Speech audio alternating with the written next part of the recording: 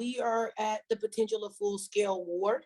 The United States is still, and the West is still on the we are not going to strike first, right? And in this narrative, Russia has taken the first hit. And now that they've taken the first hit, it is going to unfold quickly.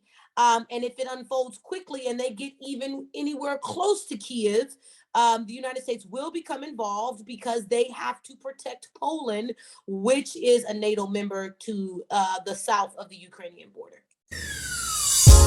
If you wanna see good news, you don't see on regular TV.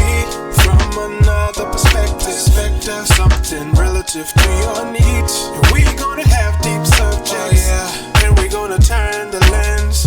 And there's no topic we won't skip, so please don't miss weekly, Tune in weekly to check in, weekly check in.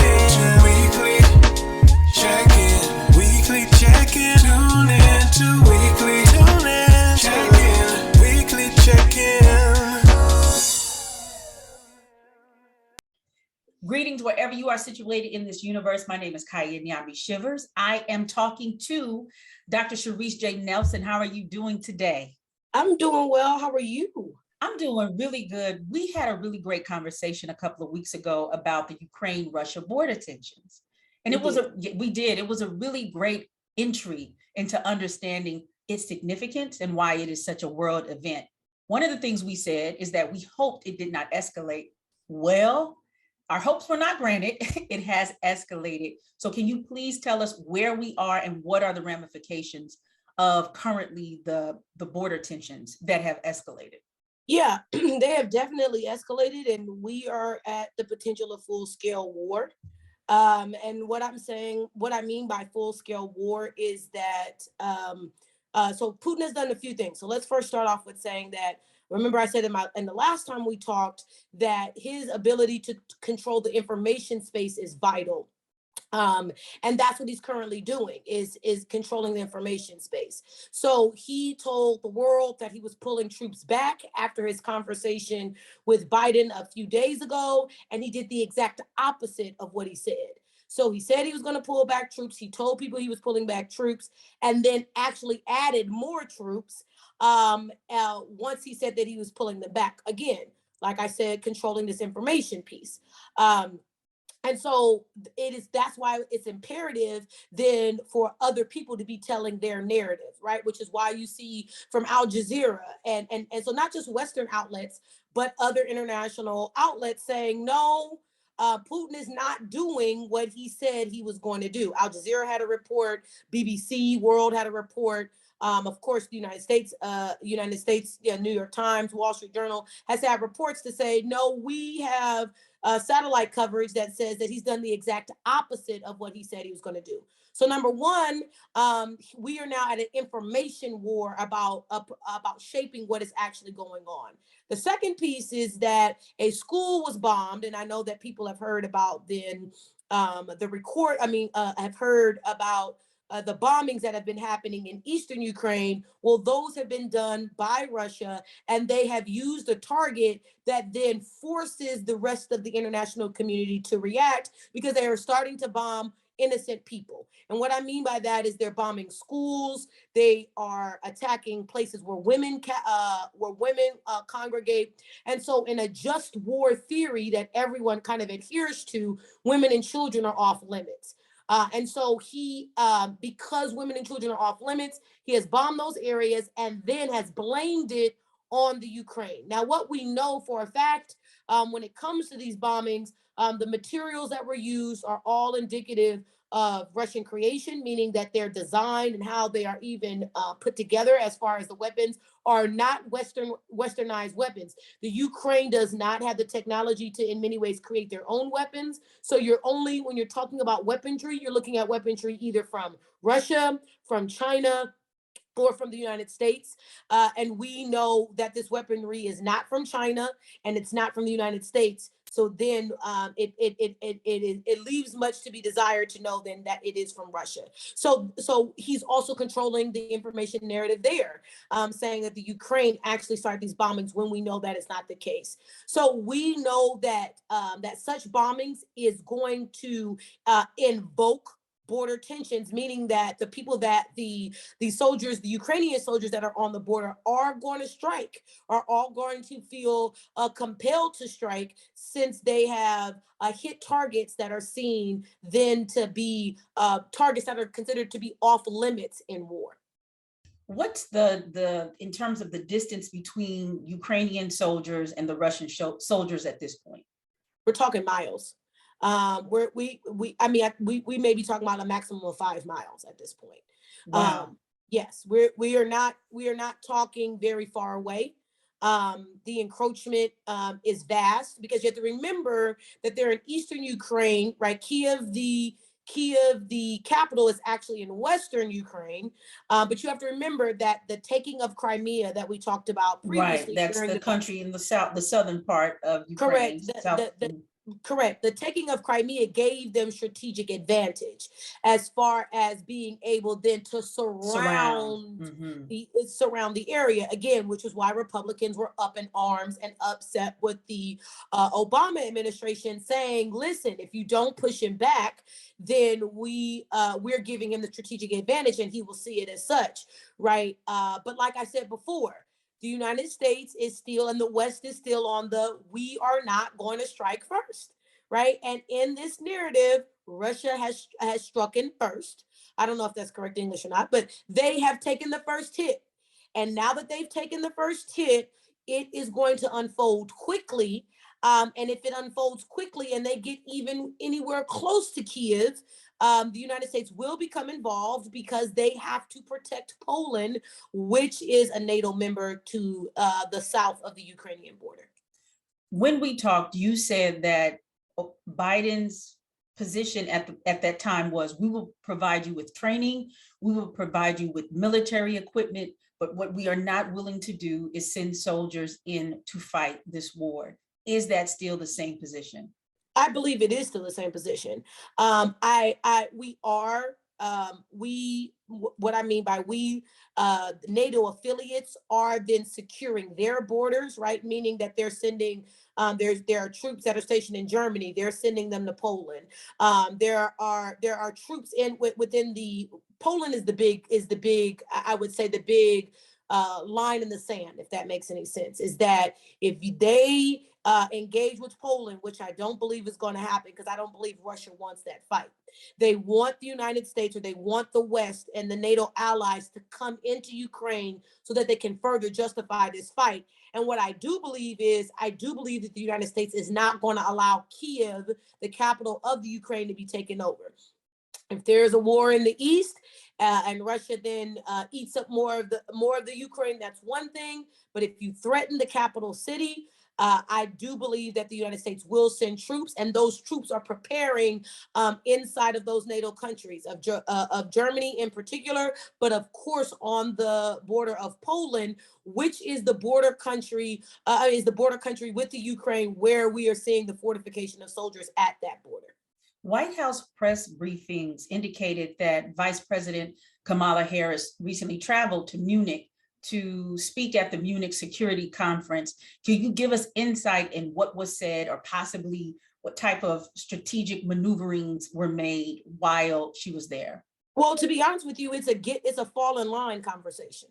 And what I mean by that is, listen, Macron, you may not believe in this. Boris Johnson, you may not believe in this, but this is the alliance that we are in.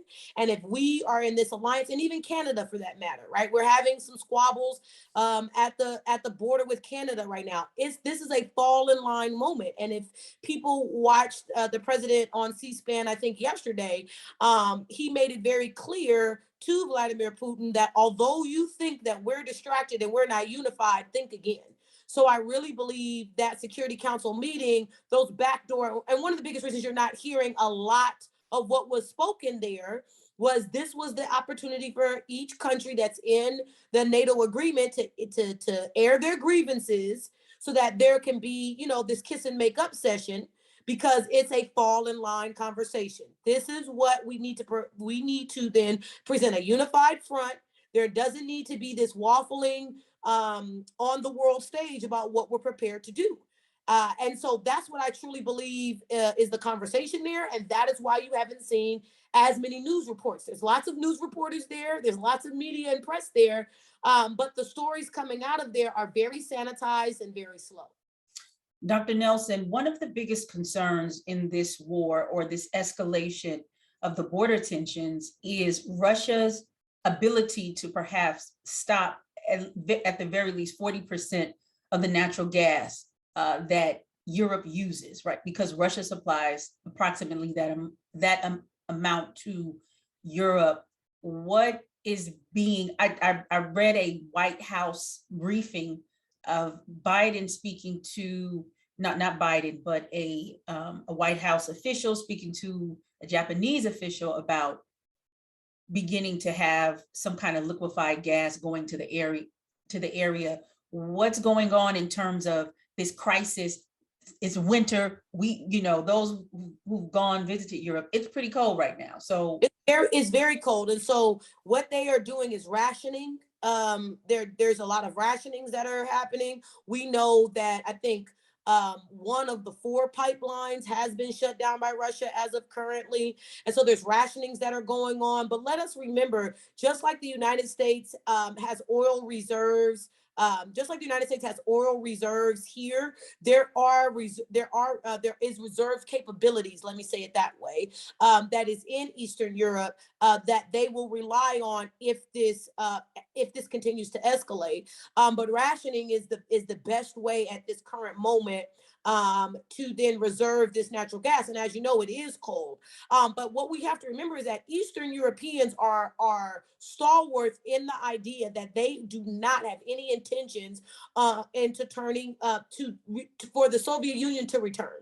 They will rather die cold than return to Russian control under the Soviet Union. And so they are prepared to do what's necessary. This is something I think that Americans don't have a good grasp on or understand, that they are not as attached to the luxuries that we are attached to, right? If the power goes out here, folks are pretty upset if power is not restored within a week, right? When I was in Nigeria this past December, the power going out is a foregone conclusion. Everyone understands that at some part of the day that's going to happen. And they also know when it comes to power, the power grids, and let me be very clear, the gas doesn't function the same as a power grid, but I'm using this as an example as that the normalcy of then being cut off of what Americans and Westerners feel like is a necessity, for them, it is something that's not necessarily a luxury, but they are prepared for it to be rationed, shall I say. Several questions. What is the difference between Crimea being taken over easily, as it seems, versus Ukraine or Ukrainians refusing it and rejecting it? Why was Crimea so easy? Crimea was so easy for a few reasons. So first, it is the idea that the folks in Crimea are Russian speakers. So they are culturally closer. They practice, most of them practice Orthodox Christianity, right? And so culturally they are far more Russian, right, than Western Ukraine is. So that's the first issue. And then I'm not saying that folks in the Ukraine don't speak Russian. I'm saying that culturally in the East they are far more culturally compatible than in the West when it comes to the Ukraine. So that's the first thing. The second reason is that Crimea is what's been considered to be a disputed territory. Russia and the Ukraine have been fighting over that area for decades. It's not an area that hasn't been seen to be problematic for years. It's been a fight for years. I would say not even years, but decades in Crimea. So it wasn't about if. When it comes to Crimea, it was really about when.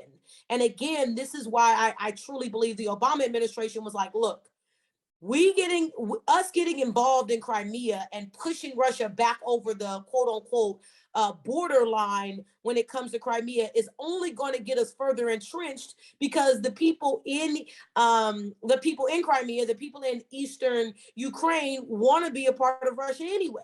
So although this is a disputed territory issue, we do not have the people's support in the area. And one of the biggest reasons that the support was waning is because of the information war that Vladimir Putin that he waged. We have to remember that Vladimir Putin, although he hasn't been prime minister or whatever his title or whatever he's calling himself, because as you guys, as many of your listeners may not be aware, he has flip-flopped and changed the constitution to ultimately stay in power. So he's flip-flopped from positions. And so I don't know what he's calling himself these days.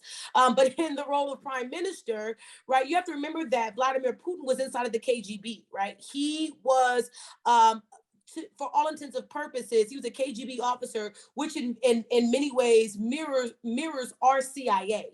Correct. So you have to remember that he has a history. He understands the nuances of how to win wars when it comes to information. And so again, if we go back to Crimea, one of the biggest reasons he was able to easily take it was that he convinced the people there that they should not be fighting their natural instincts about being culturally Russian.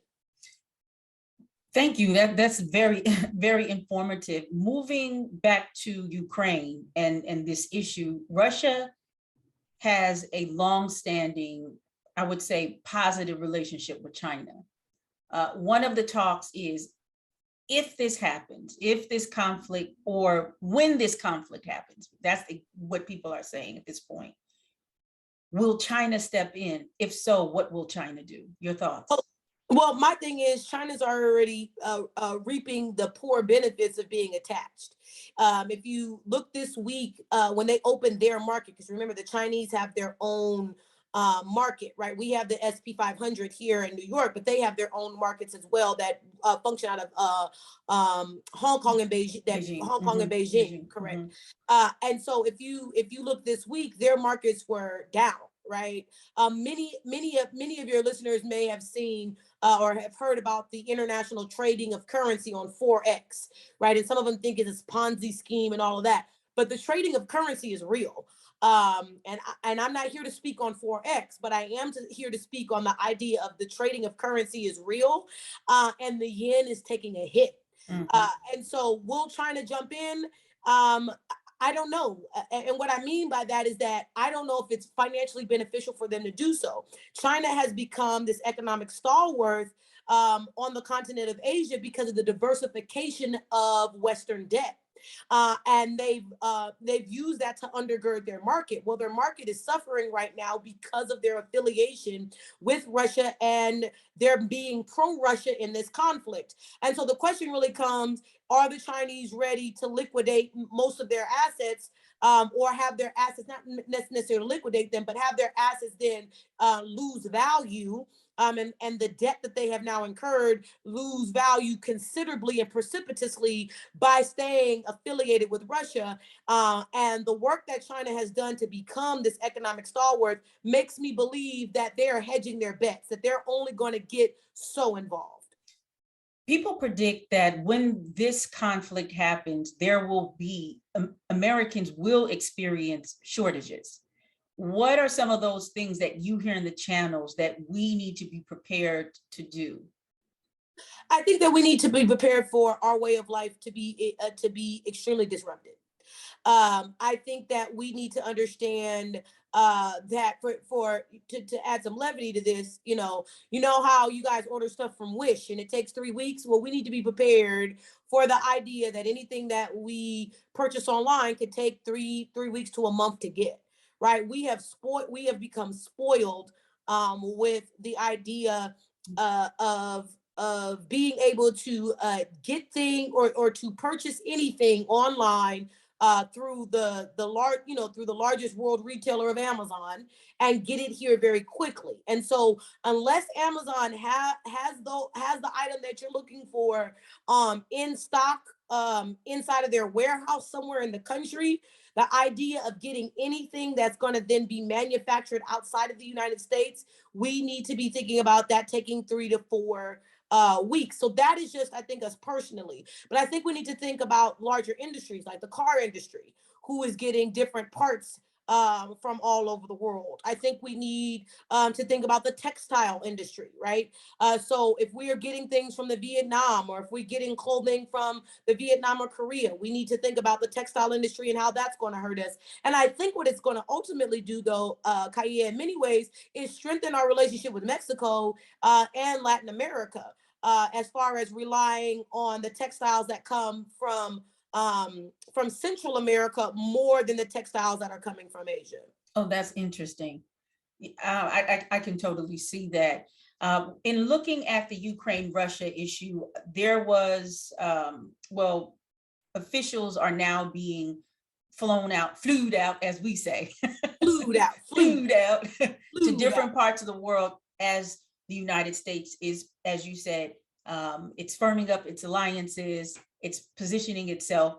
One I thought was very interesting was a White House official traveling to Abu Dhabi in the United Arab Emirates to talk about, what does this look like? What does this political maneuvering look like? And as well talk about ending the war, or encouraging the Houthis to end the war in Yemen. Can you give us an understanding of why? Yes, so I actually have an article I wrote about this in 2015, and it's called Transactional Leadership, How the United States can play a better role in the proxy war between Saudi Arabia and Iran in Yemen. And so what if we dissect Yemen, so I'm very familiar with this conflict. And so Yemen is the reason that Yemen is a proxy war between Saudi Arabia and Iran is over opioids, really over poppy seeds, and then the creation of opioids, which is the major export outside of Yemen. But if you're geographically looking at Yemen, you will see that they are a country that borders in many ways the Red Sea. So they do not have a fresh water, right? Everything is salt water around them. And they are a desert country that is desperately in survival over just food and water, right? Because water is a very difficult resource for them to amass. And so they have to use wells, et cetera, et cetera. Well, most of that water is then used in the poppy fields to then create these opioids that they need to essentially keep the country going. So the civil war that's happening in Yemen is more of a religious war that is backed then by two then factions of Islam, one being represented by Iran and the other then represented by Saudi Arabia. And so the idea of going to the United Emirates and having this conversation is saying, Saudi Arabia, we need you to chill out, because we need you to be in alignment, if that makes any sense, with us. We have a favorable relationship. We don't have a beautiful one, but we have a favorable relationship. And if this gets ugly, we are going to need your support. And so that then means you need to put your proxy war on hold with Iran, because Iran has strategically aligned themselves with Russia and China. And so if that is the case, we need to then we need your support vehemently. And that conversation in many ways can't directly happen with Saudi Arabia, because we have sanctioned them for some of their human rights abuses. We have sanctioned them or have been in a position on that. So we're having conversations around them and bringing them to the table. So we're having conversations with Qatar. Or Qatar, as other people know it to be. We're having conversations with Qatar. We're having conversations with Jordan. We're having conversations then, like you said, with the United Emirates. They are all then aligned then with the United States. They're not members of NATO, but they are then aligned in many ways with the United States. Remember, for everyone that knows history, we're talking about the Axis forces and the Allied forces in many ways regurgitating themselves, and the Middle East, which we all know is Western Asia, right? It's not the Middle East.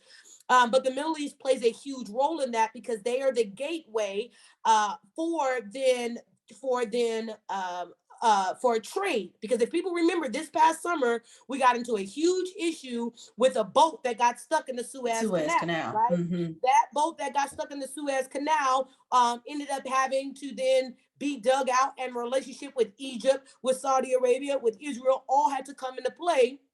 All of those conversations had to come into play to get this ocean liner out from being stuck in the Suez Canal, which delayed, right, most of these electronics. But it was to Europe and not to us. And so we did not feel the brunt of it in the ways that folks in Europe did. Thank you so much for tuning in to Ark Republic. If you like what you see and you like what you hear, you can actually keep this mothership going. How? You can make a tax-deductible donation in several ways. One, Cash App us at Ark Republic Media. And you can also go on our website, arkrepublic.com/donate. As well, you can also donate to our fiscal sponsor and our sister organization at Black Farmers Index, that is Cash App, or also go onto their website, blackfarmersindex.com. We are two Black women-owned media organizations who share our profits so folk can thrive. I'm glad you said that, because when I read that about Yemen that was going on, it did send me down the rabbit hole and to go to the Suez Canal. And I began to look at, well, what is the United States? What is the conversation that the United States is having with Africa or African states in terms of, if this happens? And I came across several interesting articles, unbeknownst to me, that West Africa in particular has had, a whole bunch of coups or attempted coups. A whole host of coups, yes. And within one of these the last most, 2 years. Go ahead. yeah, I'm sorry. And one of the most, I think when this domino fell, I saw to myself, oh yeah, I see it coming. And it's Mali, right? So Mali is not a country that participates in AFRICOM. And so for your listeners, AFRICOM is a military alliance. I wouldn't say alliance, but it's a military arrangement that African nations have with the United States. And that allows for us to have bases in particular countries, oftentimes in centralized cities, and the opportunity to then provide artillery, weapons, training to then African soldiers throughout African countries. And Mali is not one of those countries, and their security force was being trained by who? None other than Russia. And so when I saw the confusion in Mali, I knew that we were looking at a disruption in Western Africa, because the BRIC nations, BRIC being Brazil, Russia, India, and China, right, are then threatened then by the international insurgents, or the role that Nigeria and Ghana are playing on the world stage, as then becoming major trade partners, and then being not only just major trade partners, but being in many ways controlling then their own destiny with their dollars in Western Africa, especially through what's called ECOWAS. So ECOWAS is a trade bloc. I think it's with 21 countries, if I'm not mistaken, in Western Africa, with Nigeria and Ghana then being the stalwarts inside of that trade bloc. Well, that trade bloc has had conversations about a currency, about establishing almost like their own euro, or establishing their own dollar.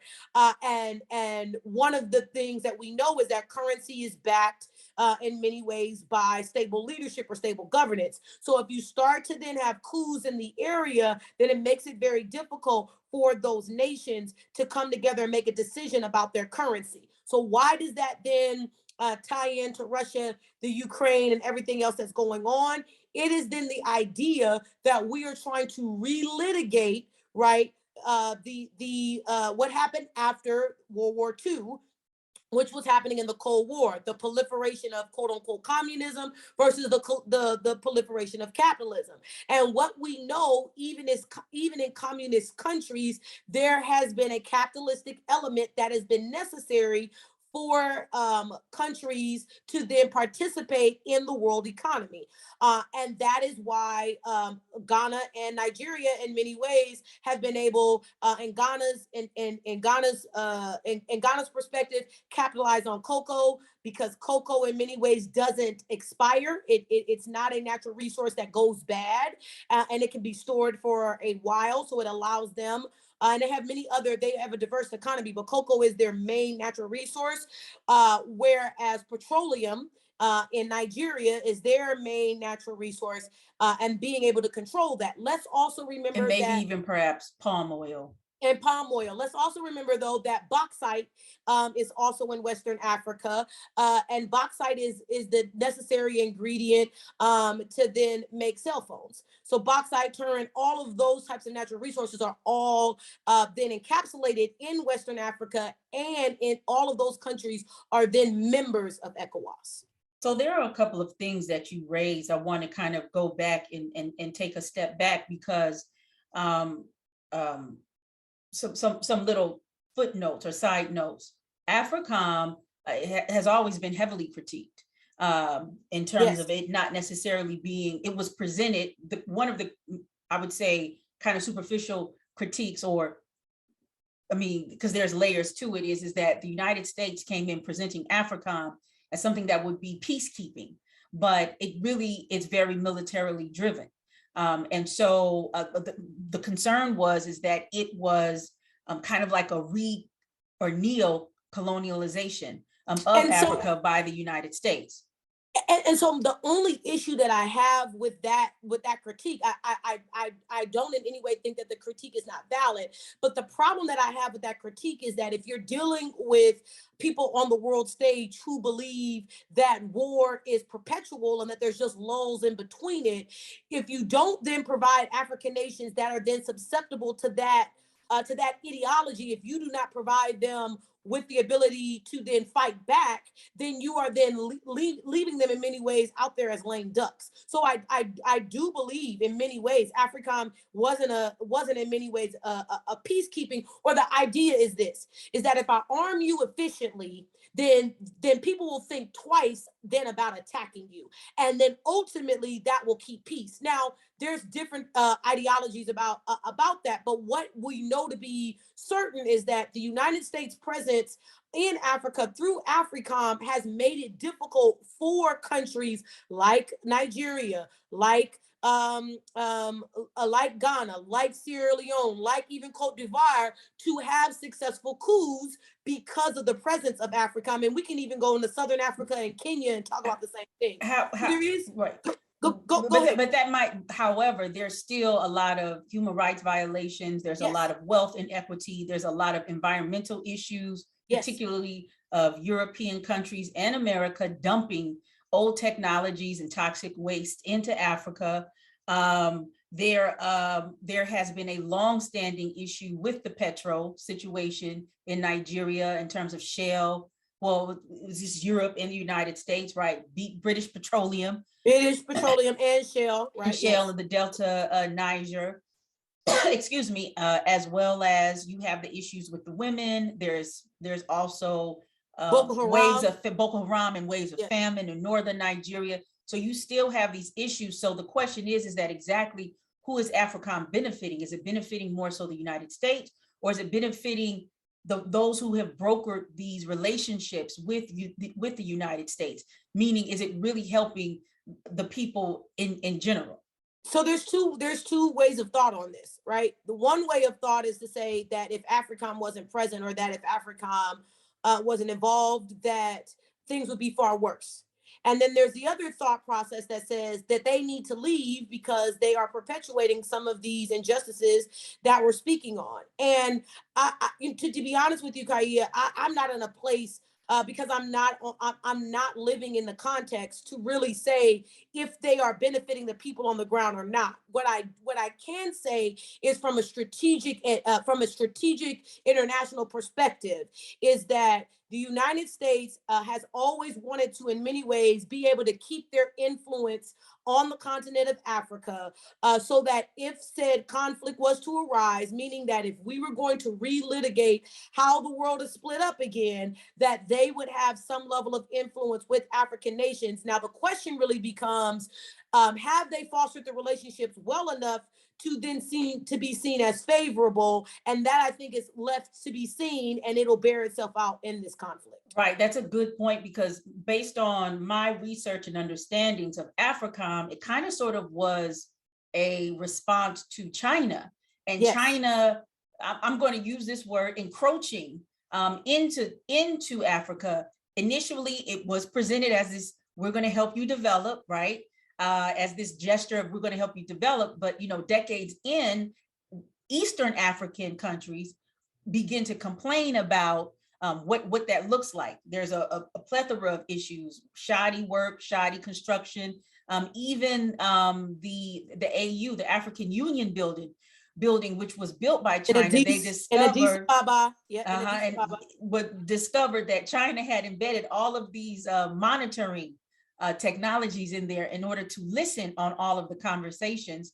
And then there's this growing Chinese African babies. And then there's this in East Africa that are like, have these deadbeat Chinese baby daddies who were the workers. As well, you have these Chinese companies that are very abusive. There's, you know, abusive towards the indigenous people, the native people. So you have a plethora of issues. So it was my understanding that was the response, let me say, but it wasn't, but it's like, you know, Africans are in this position of, okay, well, who do we trust?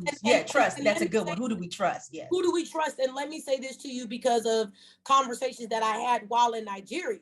And so Nigerians, I spoke with a lot of engineers, you know, in more social settings. And so, and I will definitely not name them because they didn't want to be named. They didn't want to, even when we were in social settings, they didn't even want to take pictures with me because they were engineers at a high level in Lagos, Nigeria. And they said to me several times over, "I'd rather dance with the West and the United States than dance with China any day of the week."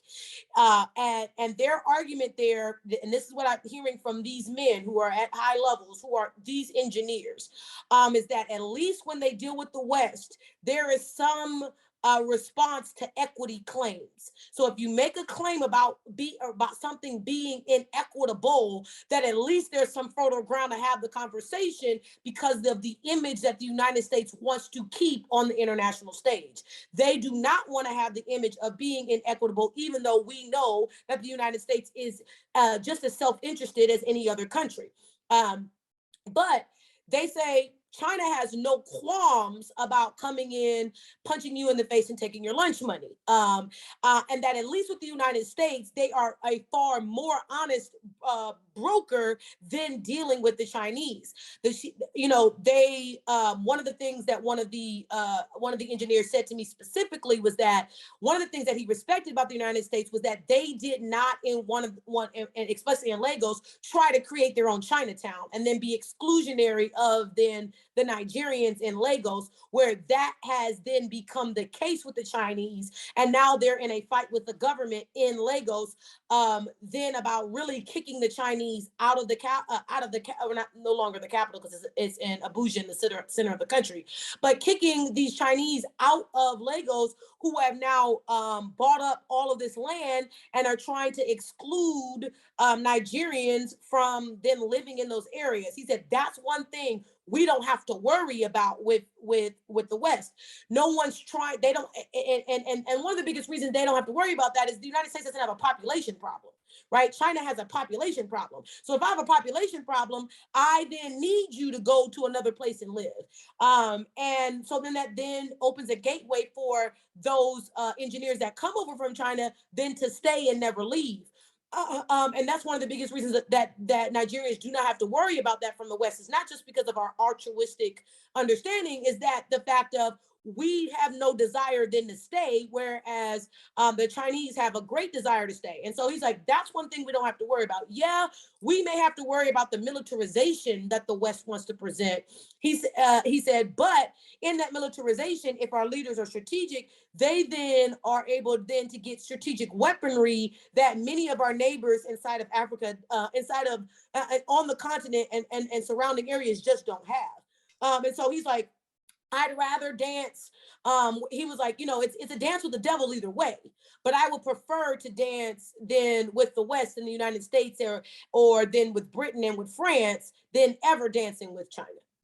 Right, though those are really good points, because Nigeria is still West Africa, or just Africa in general, is still dealing with post-coloniality realities, and also the some of the economic undermining that was done by Europe and by the United States when they saw that countries like Nigeria and Ghana could use their natural resources in order to insert themselves on the global market, right? So, I mean, and I would even argue that's the Libya issue, right? I was about to go to the Libya issue. We're on the same page. Okay, I'm listening. Yeah, I would even say that that's a part of the Libya issue, right? And one of the biggest reasons that African nations couldn't get behind Gaddafi collectively, right, is why the African Union, when they met about what to do about Western aggression towards Gaddafi, couldn't get on the same page, is because Gaddafi was drastically hurting many of them, but drastically helping another set of them. Mm-hmm. And so there was this torn idea. You have to remember that Gaddafi was in many ways like Cuba, and had all of these great doctors and had all of these great dentists and lawyers, right? And had this educated class that he was able to send those people throughout the continent as assistance and help. But you also have to remember that Gaddafi's lighter skin, and by being North African, positioned him, about to say that. Mm-hmm. Yeah, positioned him to then have an affinity towards Arabs, which turned off darker skinned Africans throughout the continent. So it created this void, or created this rip, I would say, or created this space that then the West exploited. One thing I don't think Obama gets credit for with this is that Libya could have been far worse if the French and the Italians were there to duke it out, right? I'm not here to in any way say that the United States was good. Yeah, I don't know. Let me just interject something in terms of Libya. One, Libya, actually, the fall of Libya is what begins these coups that are starting to come up, right? Which indicates this destabilization that is going on in sub-Saharan Africa that the United States has not adequately dealt with. But also, when you talked about the currency, Libya also, prior to Gaddafi being killed, he was trying to set a currency based on gold in Africa, which would have messed up the global economies, because it would be the only region that could do so. And then third, I also wanted to say that because of the colorism, or the, however you want to say it, the racism, or whatever, however the ism that it sets up this huge slave trade that's going on, where you have these sub-Saharan dark Africans trying to use Libya as a gateway into Europe, but get stuck in North Africa in these various forms of the slave trade. So this is what I was saying about then. This is what I'm saying about the Gaddafi piece when it comes to the United States. Had the United States not gotten involved, Libya would have descended quicker. And what I mean by that is, and I'm not saying that the United States in any way was a savior or the good guy. That's not what I'm saying, because that's one, I think, my biggest. I'm not upset with Obama about many things, but I am upset with Obama about Libya. But he wasn't presented with good options. And by our relationship with France and Italy, it got them to basically allow the forces, the forces that were already present with colorism, with then the African nations fighting against each other. It then allowed the West to remove their hands and allow what was eventually going to happen to then divulge and happen, if that makes sense. Yeah. And I believe that that Obama could have played a bigger role in then fortifying the African Union than to then help them to make the decision to protect Gaddafi versus telling France and Italy, take your hands off of it, because if you take your hands off of it, what you ultimately want to happen will happen anyway, if that makes sense. No, it does make sense. But I have to agree with you. Me having lived in Italy for 2 years and just returning back to the United States, the racism towards Africans in Italy is I'm trying to think of a word, but it's heightened. It's heightened. It's visceral. It's vicious. Because me living there, I was read as a West African, Nigerian, and because I was an undocumented person, right? So I had that experience, being an immigrant in Italy, and I had that experience in France. Right? So I had that experience in France. I mean, and I had to literally pull out my passport, like I'm American. Wait. Right. Before you, because I don't think y'all want to get. I don't think y'all want to get caught up with America over me or over a group of us that were together. I don't think y'all want to do this. And I'm telling you, their version of ICE, when I stepped off the train I was coming from the Netherlands into Paris. And I'm telling you, once I pulled out that passport, the orientation changed dramatically. But I present North African, right? The braids, the skin tone, the look, all of it. And so what I think Obama did really was he pulled France and Italy back and said, get your hands out of it, because what you ultimately want will happen, but you'll be to blame for it happening if you keep your hands involved in it. And so what I'm saying is that I believe that the West being involved would have divulged the situation a lot faster. And what I mean by that is the United States is still seen as a fair broker with the African Union because of the stance, right? And what I mean by that is that if the African Union is able to get to the table and get a currency, or to get some centralized currencies, even if they can't get an AU, meaning an African dollar, even if they're not able to get that, I believe that they will be successful in being able to unify and get a currency, but that wouldn't have been possible, I don't think, had France and Italy gotten involved in Libya and didn't allow Libya in many ways, like you said, to succumb to the own ills that were there. Right. And you're exactly right. Gaddafi was trying to create currency that was backed on gold. Well, here's the ultimate issue for the United States. Everyone knows that the world's economy is backed into the US dollar. And that is why the yen is still higher than ours. The EU is has a higher trade-in value. The EU, the yen, and the British pound. Right? Their acquiescence to the system their ability to acquiesce to the system then said that their currencies needed to then be set higher than that of the U.S. currency if the U.S. currency was then going to be used to stabilize the entire world. Well, here's the problem with the gold standard. The gold standard immediately becomes a problem, not just for the United States and the Western world, it becomes a problem for China. And so that is one thing I think that we talk about a lot. We talk about the fact that the world's economy is backed into the US dollar. And of course, the United States is not necessarily fond of the gold standard, but shall we remember Fort Knox? We have enough gold to compete. It's really a problem for China more than it's a problem for us. Interesting. And I'm not, again, I want to be very clear. I'm not trying to paint the United States as the good cop here. I'm just saying that a lot of the issues that present in a gold standard are not immediately a problem for the United States as it is immediate a problem for other world powers. Very, very good points. And just to kind of wrap up this really, I think, very rich conversation about Africa and how it positions or how it sits in these growing tensions of war. Recently, the UN Secretary General Antonio Guterres Mommy, thank you. I speak my Spanish good. All right. Antonio Guterres says, called Africa the source of hope for the world. Now, we us in the Black sphere have always said, when we acknowledge our roots, and Mama Africa, it is not even a debate that it still is very central in providing a lot of the raw minerals and resources of the world. So I thought this was really kind of interesting that the United Nations is now centering it, and Guterres is talking about several things.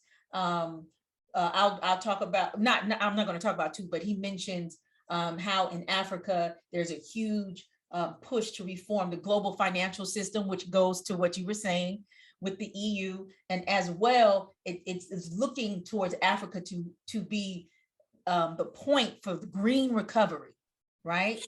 So this is where, though, I think that the West is okay. Let me say it this way. I don't want to say okay, maybe too strong. I think that the United States has recognized, let me not even say the United States. I believe that democratic administrations understand that that partnering with Africa puts them in a better strategic advantage than other nations across the world. That their world dominance is going to rely on them seeing African nations, especially in the West, being Nigeria, Ghana, in the South being South Africa, in the East being Kenya, Ethiopia. I see the West, especially the United States, saying, we are not here to puppet them anymore. We need to find a way to partner with them so that they will choose us versus everyone else. Because if they choose everyone else, we'll be cut out, right? And so I think they're taking a different strategic approach of how do we best partner? And one of the reasons that I'm saying to you that I think that's the West stance is Linda. Gosh, what's Linda's last name? Yes, I know what you're talking about. Linda, she's the first Black woman to be the United Nations ambassador, right?